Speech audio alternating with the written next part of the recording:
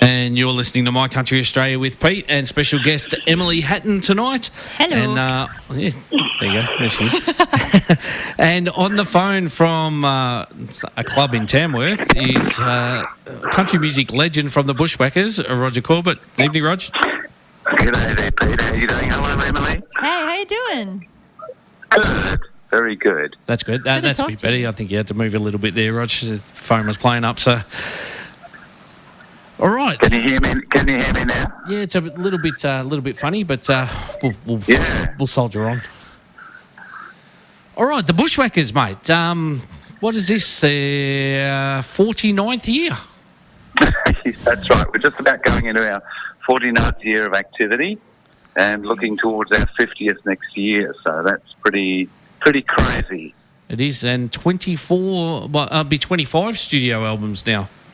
Yeah, I actually think this is a 26th album, so that's pretty good strike rate, I reckon, for a band of bushwhackers. Yeah, so I think, it's a lot of music over the years. Yeah, about one every 2 years. That's not too bad. That's not too bad, is it? Yeah. Now, 95, is it 95 members the Bushwhackers have had? Well, we're actually up to 104 now because that's just how life is in Bushwhackers land. We've had stellar players through our whole career. Amazing people playing with us. Tommy Emmanuel and Freddie Strauss from Skyhooks, as some people might remember, and back in the 70s, and we just had a catalogue of fantastic players. Stephen Houston from Little River Band and all these great players. But yeah, eventually they all move on. They stick around for a couple of years and then move on. So that's not too bad. It's only 2 a year or something. All right. Now, how long have you been in the Bushwhackers? Well, I'm a relative newcomer, of course, because I'm very young, and I've only been in the band 40 years. Okay. This is actually my 40th anniversary year this year for myself. Congratulations. So pretty crazy, and a lot of laughs and a lot of great music along the way, a lot of interesting people, and a lot of miles. Now, I have a question. Oh, sorry, go in. How did you actually get into the band, Roger? Sorry, Emma, I'm having a hard time hearing you. How did you actually get into the band? How did you get into the band? Yeah, how did you come to join? We have... Because the band is basically Dobe Newton, who you might know, and myself, Dobe's my lagerphone and lead man and resident crazy person. So he's a big character, and that might be the reason we've had so many players. But don't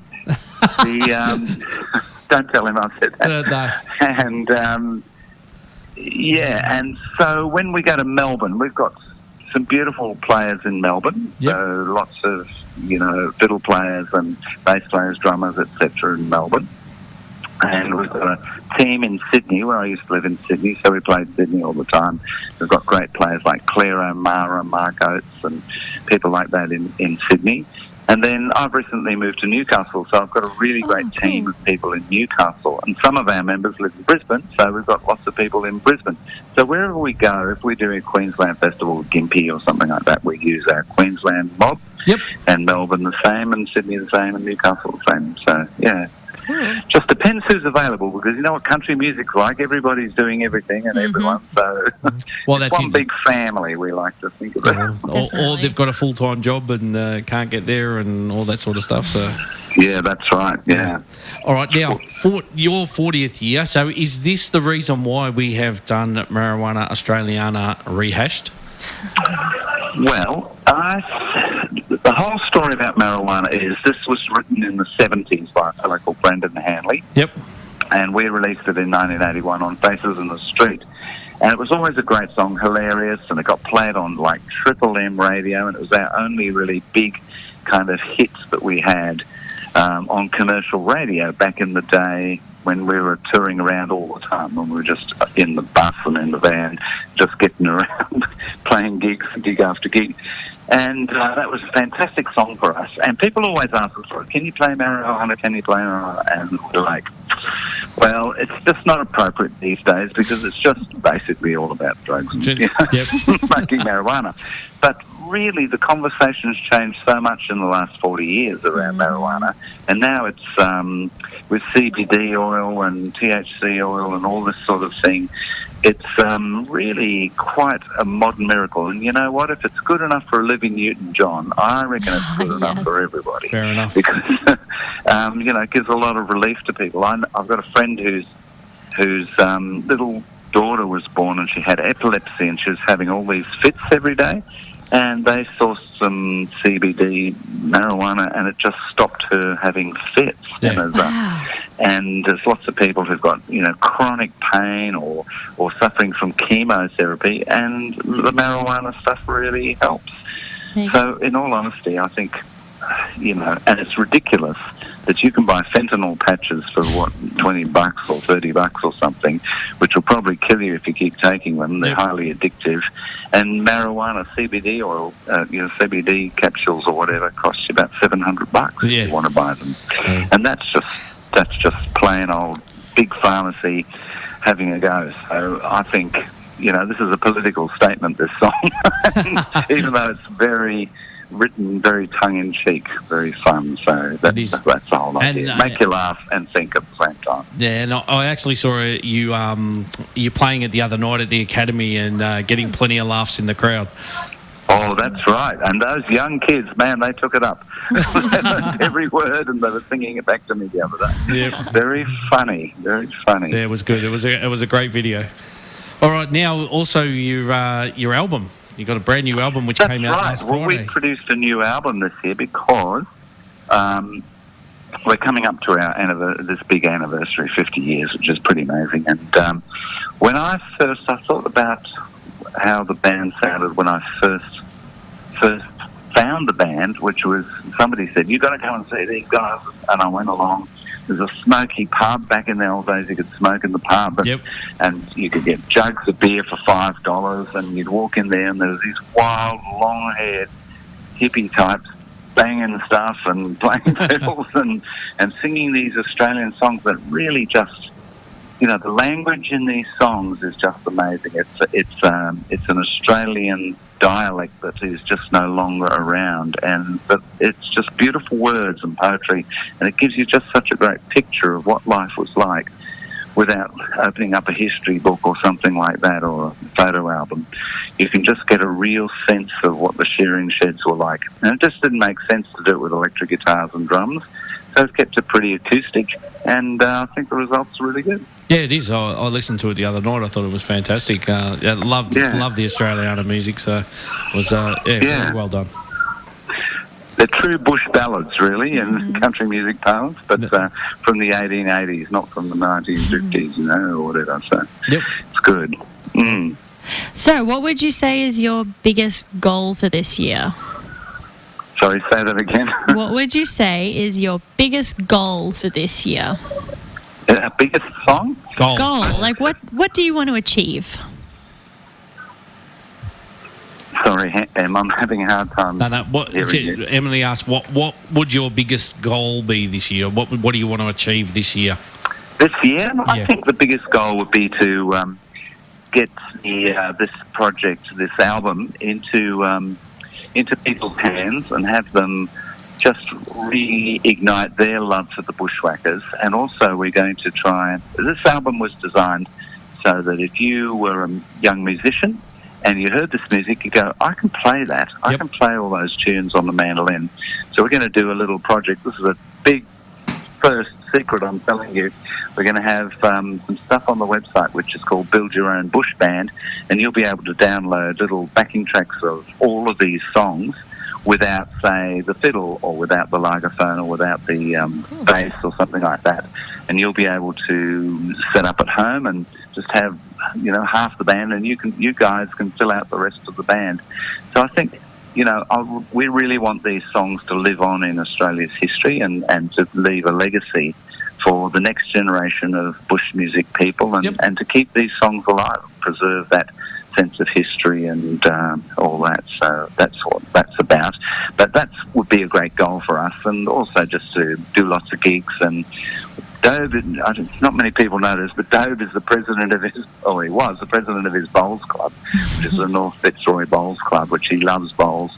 So it would be my dream to do a little tour of bowling clubs around New South Wales and Victoria and Queensland, and Dobe can, have his two loves at the same time.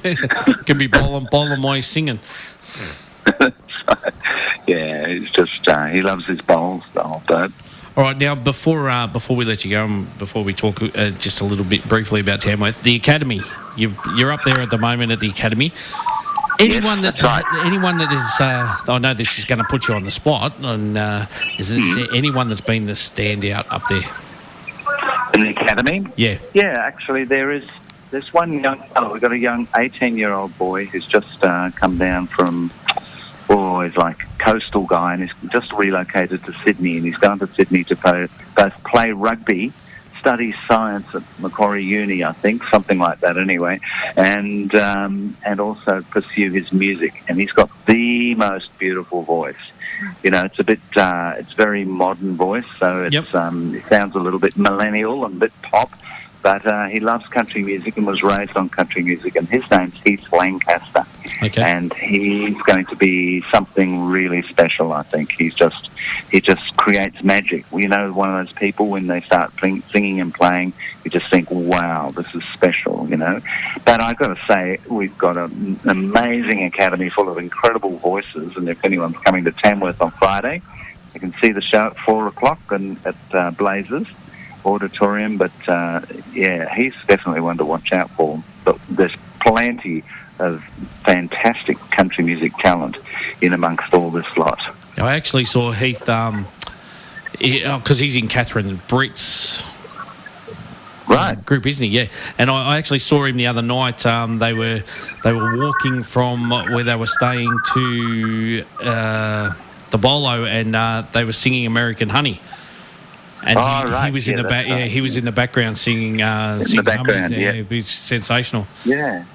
Well, it's been interesting this year because we've just, we all did a bit of a tutorial on doing Facebook Live and just stop being scared to go live all the time. So the Facebook feed for the Academy has been just off the charts, heaps of live videos and lots of photos. And, I mean, we've had Joy McKean here last Saturday, who was just absolutely spellbindingly beautiful at 90 years old, with all these gorgeous photos of her and Slim in the early days, and just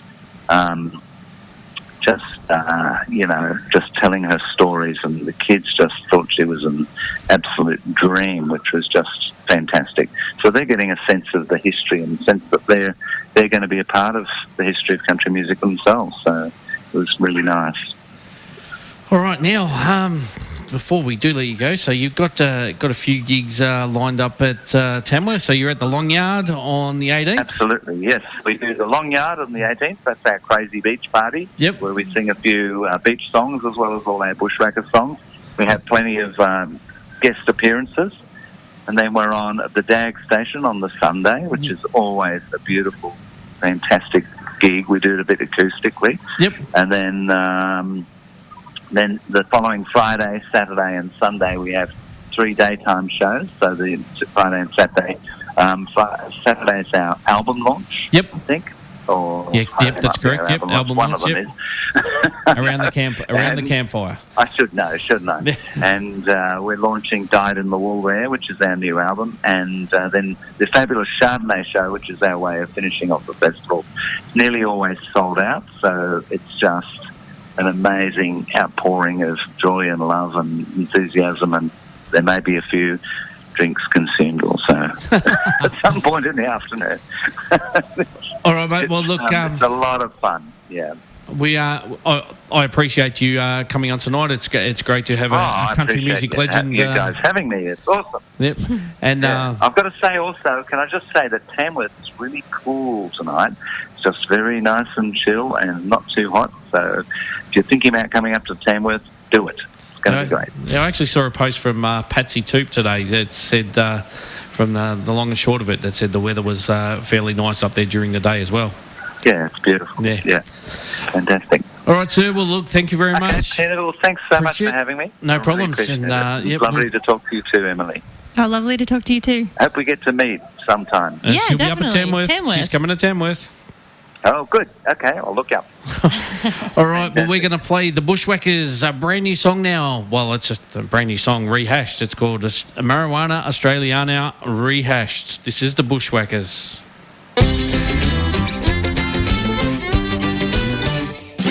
Well, it used to be called a demon drug, ganja, weed or grass. You could roll up a joint, pass around a bong and it'd knock you on your ass. But now it's like the new penicillin, the saviour of a nation's health. You don't need to go around, just grow the bloody stuff yourself. Talk about marijuana, Australiana, better than those prescription drugs, makes you feel like a Dalai Lama. Marijuana, re-energise your karma. Whatever you got, it'll kill the lot. You can buy it from the nearest farmer. Us rock stars smoked a lot of weed back then, but now it's medication. No opioids, less paranoid. It's a win-win situation. It's fixed me back and it's fixed me knees and it's made me well adjusted. A can of piss and some cannabis. Good to know that I won't get busted. Talk about marijuana, Australiana, better than those prescription drugs, makes you feel like a Dalai Lama. Marijuana, re-energise your karma. Whatever you got, it'll kill a lot. You can buy it from the nearest farmer. Well, half the world's addicted to those rotten old drugs they push.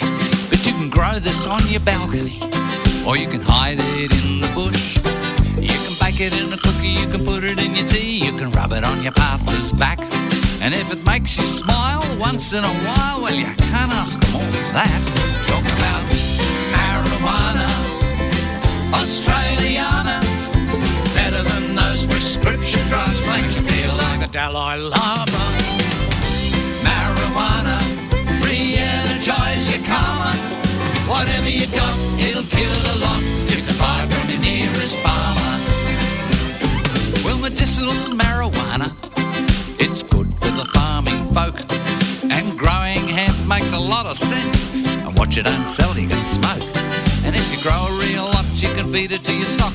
Even in a time of drought, the bees will make more honey and you'll make more money till the ATO finds out that you're growing that marijuana, Australiana, better than those prescription drugs, makes you feel like the Dalai Lama.